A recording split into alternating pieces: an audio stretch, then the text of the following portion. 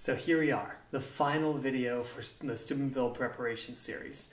And thank you for bearing with me. I know this video is out a little later than I wanted. It took me a week or two to pay bills, decompress everything, and get back on track after Steubenville was done. But here we are, and this is probably the most important video of the whole series. So I am so glad you're here watching this. To introduce what I want to talk to you about today, let's talk about the Transfiguration, because I think the Transfiguration is a great example of what teens experienced at Steubenville and how they can move forward afterwards. So I think we all know it, but real quick, just in case, Transfiguration, apostles and Jesus go up a mountain. Jesus is transfigured, glorified. He blows the minds of the apostles. He wrinkles their brains, and then they have to come back down the mountain, which they don't want to do, but they have to come back down the mountain and go back to normal life, and they have to figure out how to do day-to-day life now that they've experienced this transfiguration of Jesus. And they did this through a few different ways. They stuck together. They stuck with each other day to day. So they had those people that had that same experience that they stayed connected with.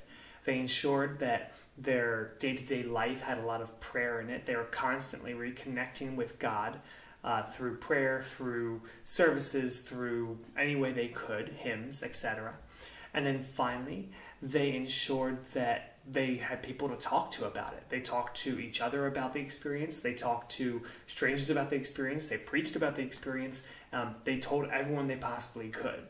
And those are three main things they did to sort of make sure the Transfiguration stuck in their minds and that it wasn't just, something that happened a while ago that was interesting.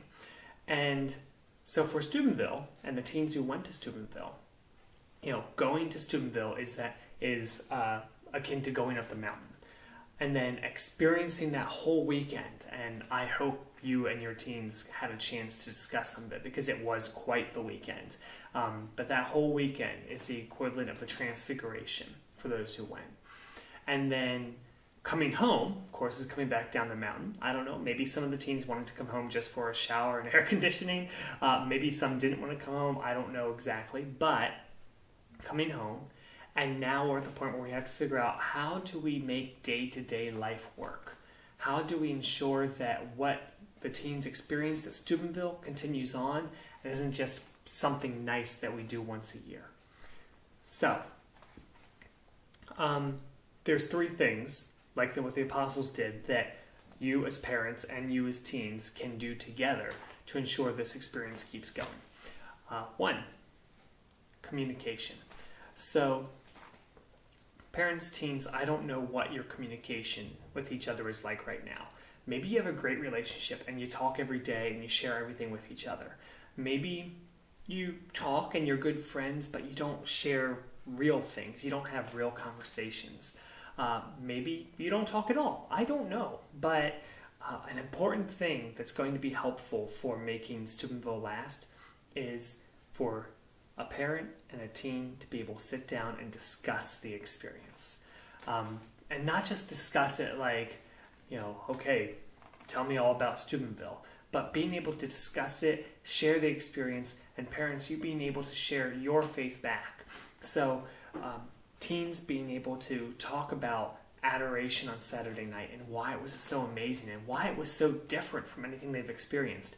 And parents being able to say, well, when I was younger, I did this retreat and it was amazing because of this. And you have a dialogue, not an interrogation or a quiz on what Steubenville was like. And so that communication is going to be very important, that you're able to talk to somebody on a daily basis about what your faith is teaching you, what you're experiencing. Secondly, your home life. Now, again, my best guess is that everybody went to Steubenville. You and your families are great Catholics. You go to Mass every week, you pray, you do what you're supposed to do. You're there on holy days of obligation. As far as I know, you all are. But where can you step that up some? Where can you make your home life sort of like a mini Steubenville? Do you and your family pray together every day as a family? Do you read scripture and discuss it every day? Or do you make going to Mass together as a family a priority for you? Like, what do you do to make your faith present to you and your family in your household?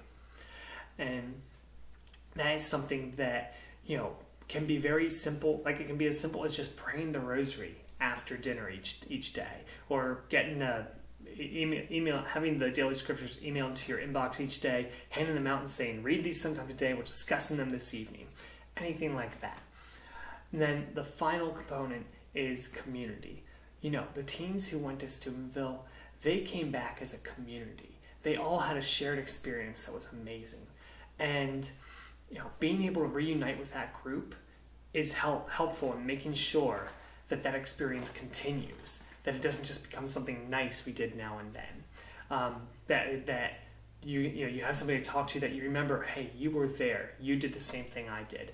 And so, for sure, youth ministry, of course, has experiences to help with that. We have breakfast on Tuesdays, we have our monthly meetings, we have the weekly meetings during the school year. These are all great opportunities to grow in the faith and reunite with those people who you went to Steubenville with.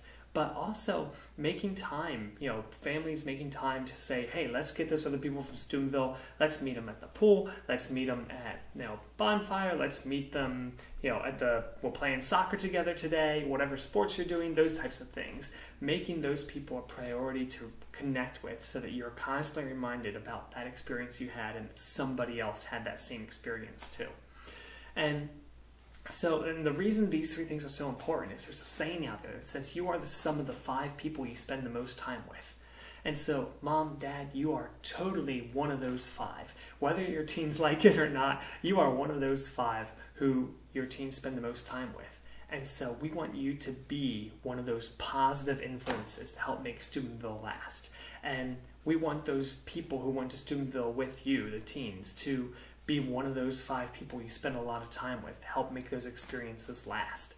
That's how the apostles did it. They kept themselves surrounded by people who were all aimed towards the same goal. And that's what I'm hoping for you. So, quick action items to summarize what we want you to do. Be open to discussion, parents and teens, talking about your faith and your experiences. Make your house more like a mini Steubenville. Find times to pray, to do scripture, go to Mass together as a family. Even on daily Mass if you're able to. And finally, reconnecting with the people who went to Steubenville, coming to breakfast on Tuesdays, the monthly meetings, the weekly meetings during the school year, and other events. Thank you so much for coming to Steubenville, for doing these videos, for participating, and I can't wait to have you all back next year.